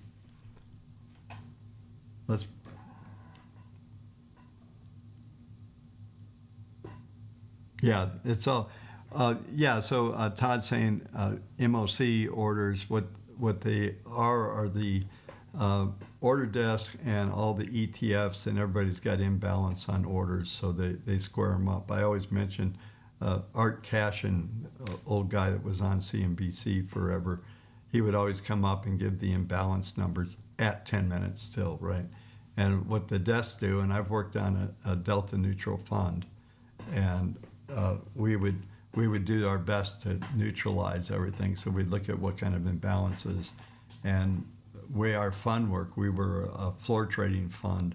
So all of our traders, we had, this was back in the day when it was almost impossible to do, but we were one of the few firms that had real-time key punching. And I'd say 2 minutes. It used to be everybody settled at the end of the day. But we would figure out where our imbalances were. We'd call the traders, find out where they were. And this is an upstairs operation. And we'd sell futures or buy futures. And that's what happens at this time of the session.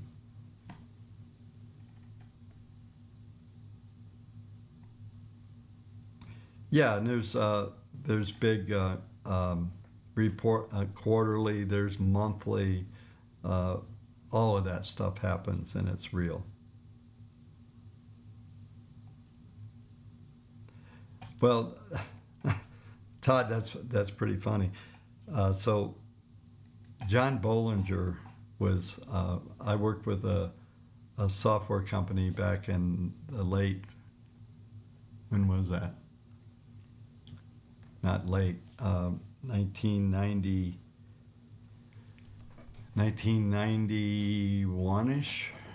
And anyway, John was on our board of advisors. And I kind of confronted him because he named these Bollinger Bands were standard deviation lines. They, he just put his name on them. And I kind of confronted him about it. It was kind of interesting.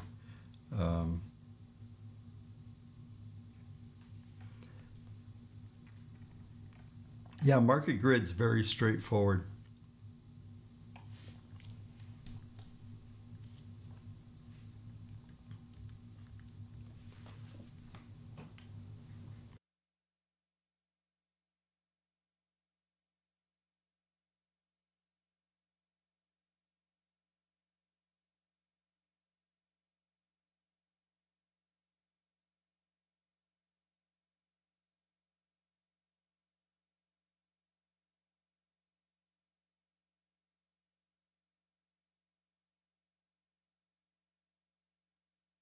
Bringing up Lucid, somebody had just called out a couple times. Yeah, so let's.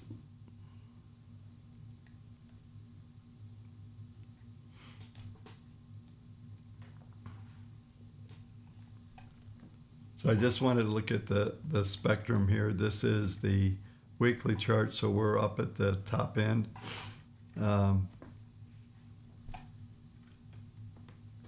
More of the question is, when are they going out of business, maybe? So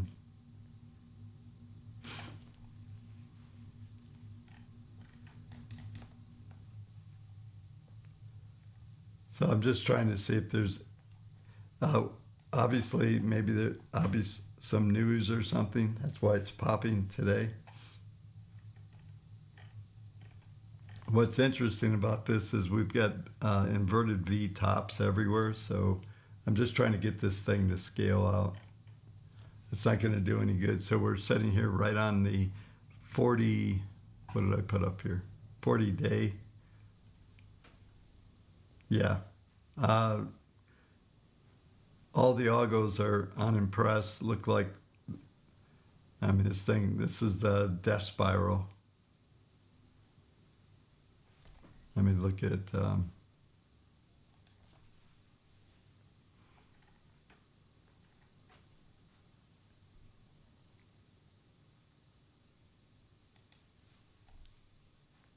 we don't have enough data on here to run the algos. So unfortunately but the dailies are definitely in, but this is one of my favorite death spiral kind of modes, on its way to zero. So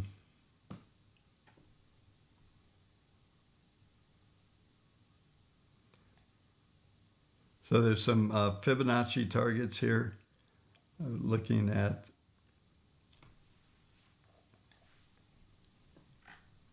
All right, let me get this back in here.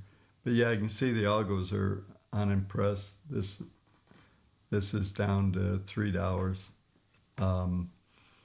Fibonacci's are, so I want to show you, this is an interesting example of, so we get this big spike here, and these V tops here, we have alignment right here, potential of all three of these. Let me move this down a little bit. Just looking at, I'm going to line up the cursor on there. Yeah, so we've got where today's value is probably peak value. There's something that we refer to, I don't know if you've been around, yeah, Ted, okay, yeah, somebody, maybe they're looking to buy the company, but definitely nothing better than a death spiral. That's yeah.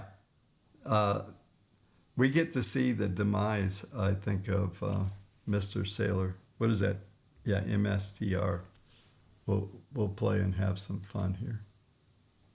Yeah. There's your real death spiral right there.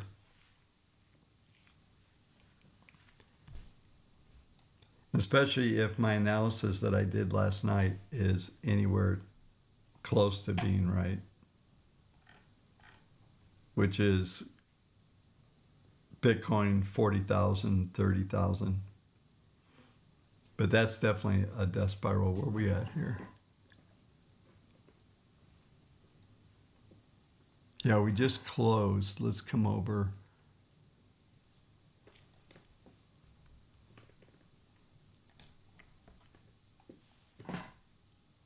Very interesting. You folks see what happened here?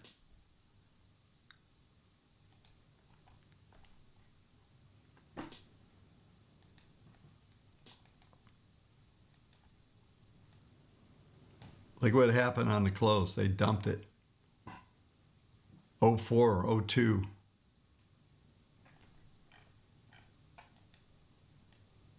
On the E-minis.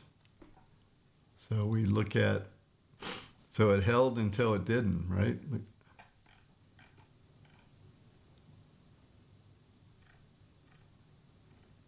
So this, just trying to see what,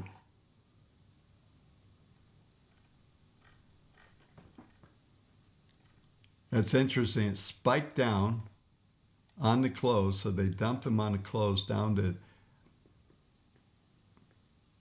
wow, is that right? Did we really print 368 low? And then we're back at 98. Let's bring up, I got to see this. I just happened to look up and see that it dumped.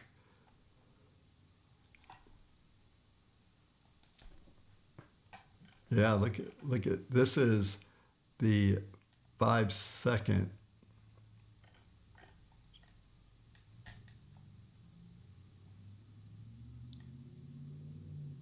Yeah, 368 low. That's almost the low from last night. And these are 5 second bars, by the way. So in 30 seconds, we're back to 74.08.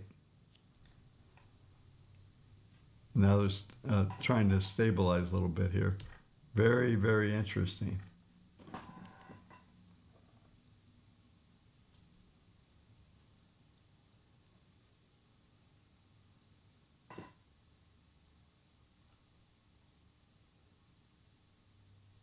Yeah, maybe it is part of the 10-minute rig.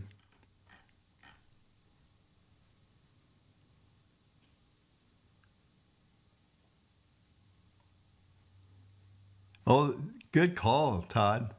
That's my magic number from weeks ago, 7368. Interesting. Yeah, look, we're so let's bring this. Let's just get rid of the. So right now, what a wild swing! Somebody dumped this thing right on. That is that bar I've got the cursor on right now is 1559.55. So that 5-second window on the close, there was no bid there. Went all the way to 68, and then the bid showed up. Wow, I don't even know how to handle that. We're back at 74.02. That's a wild one.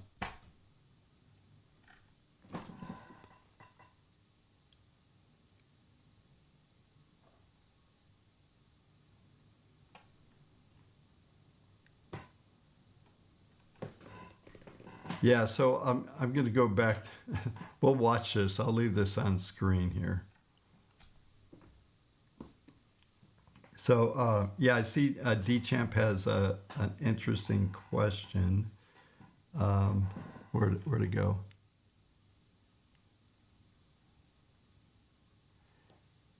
Yeah, I've seen this before where the FebRatio readings below 0 on the weekly chart, and I can tell you the outcome of some of those aren't very good. All right, I just saw something. Yeah, it was the last second of trading. That's absolutely.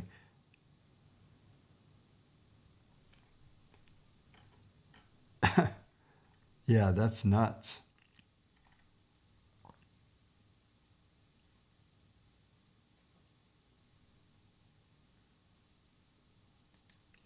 So yeah, real kill. Previous analysis was gold to keep dropping. So especially in the rope indicator, but it's been rallying. I don't think so, has it? Are you just talking about the last day or so within a downtrend? What are you talking about there? Yeah, we'll come back and look at this. Uh-oh, there we go. I mean, trading views like locking up.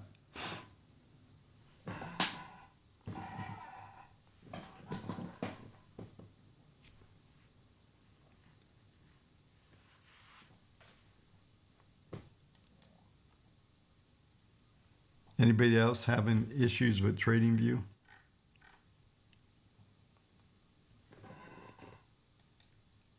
I mean, it's frozen here.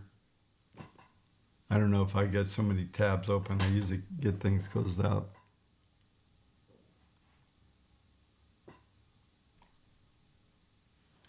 Well, I can't bring up gold right now.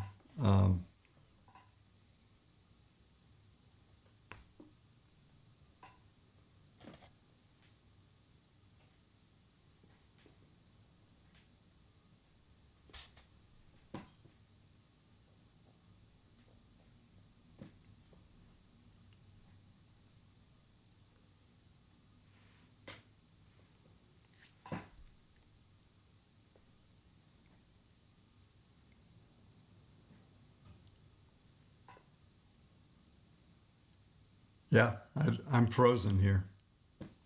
So give me a message or something. Make sure at least YouTube is talking.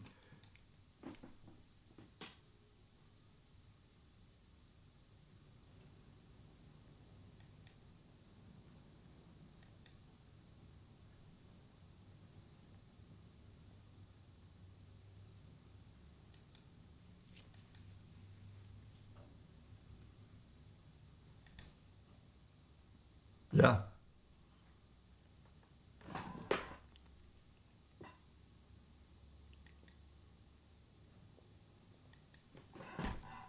Yeah, folks, I don't know. Hey, Todd, if you're...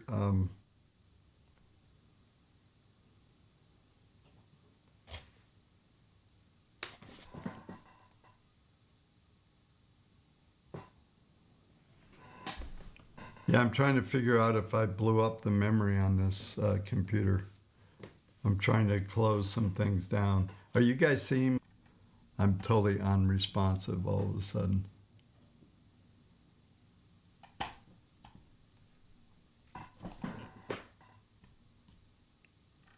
Give us a rant. Okay. All right. I'm just trying. Yeah. I mean, yeah, that's, Real Kill talking about market going up for a couple of days. I mean, what I talked about is I think the low is around probably 3,900. It could bottom anywhere in here, but it's in a huge downtrend. So tell me this, folks. If YouTube's fine, can you at least see this screen? Okay, look, gold's up here.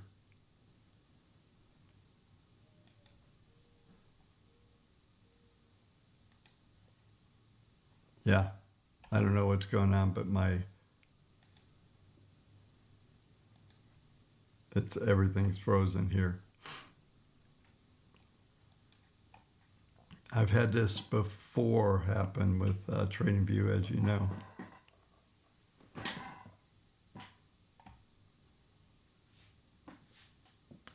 Yeah, so that's pretty typical as I will make a comment about a market that is declining and it's in a huge downtrend, and then it goes up for a day or two, and someone goes, but you said it was going down. Not every day.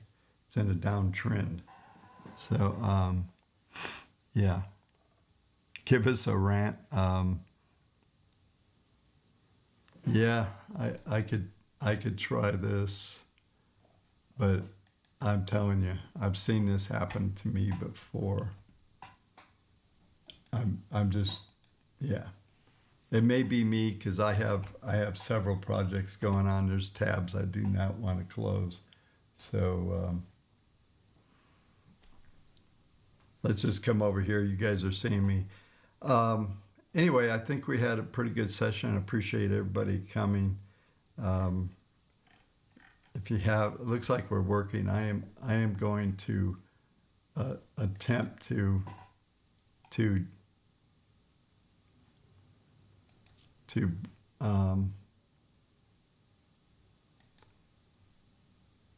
I'm just going to try to do one more thing here.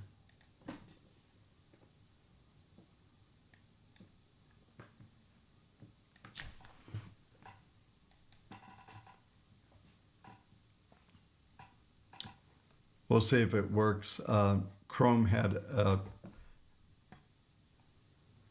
an update loaded. But yeah, so we're 73.99 last trade. Good old faithful PC running above me here. Let's see what you guys get going here. Yeah.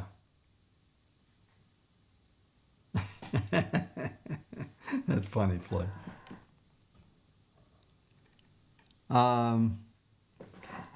Don't know. Here's someone's asking red next week.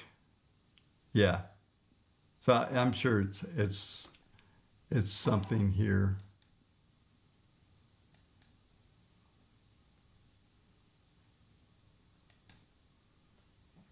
That's interesting. My TradingView, I just refreshed the browser. It's still spinning. It might be. If I exhaust all the memory on this studio, then I've really blown this thing up.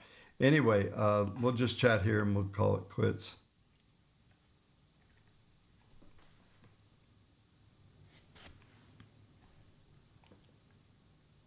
Yeah, so futures back to 07.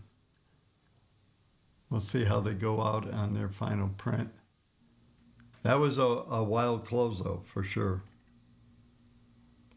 Yeah, so someone asking about red next week, have no clue.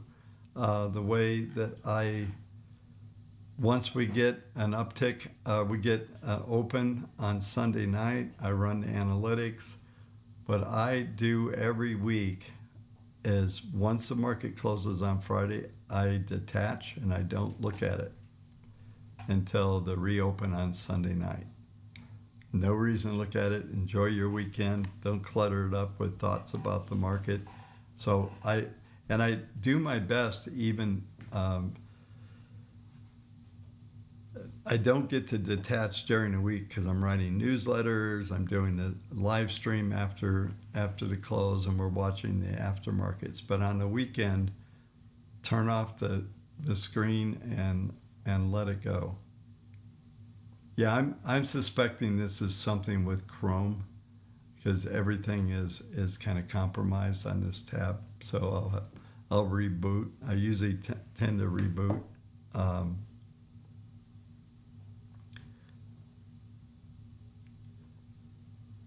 Yeah, so it's interesting. We're starting to see a lot of turbulence. I see CNBC just put out a story on semiconductor records worst day since 2020. And the CEO's on doing damage control on CNBC. Anyway, hopefully we accomplish some good stuff. I'm thinking that I feel pretty good, but I always realize to go through this stuff, we could spend all day, multiple days. There's just too much to cover.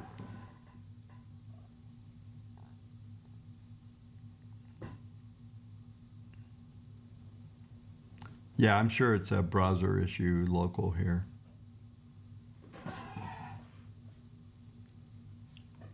Because it's just not working at all.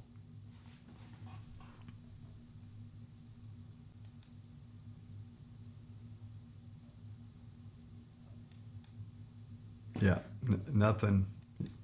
It's interesting. Only TradingView is the one spinning. So I suspect some memory, something hit.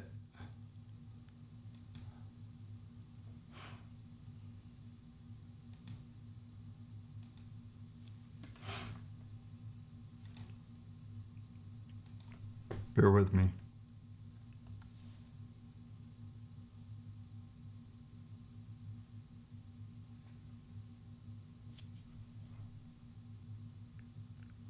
It's trying to come up, but anyway, we did quite a bit.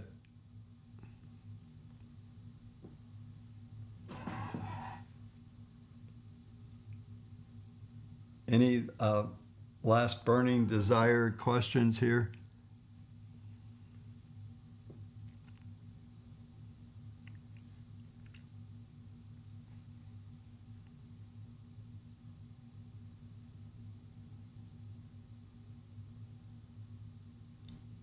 Are you guys hearing me? I see somebody saying the sound is off.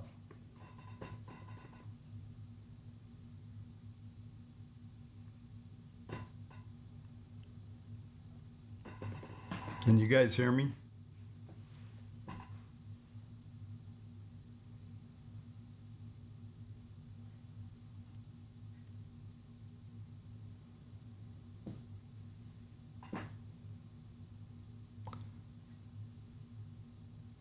I'm not seeing anything coming in, so I'm going to assume that no one can hear me.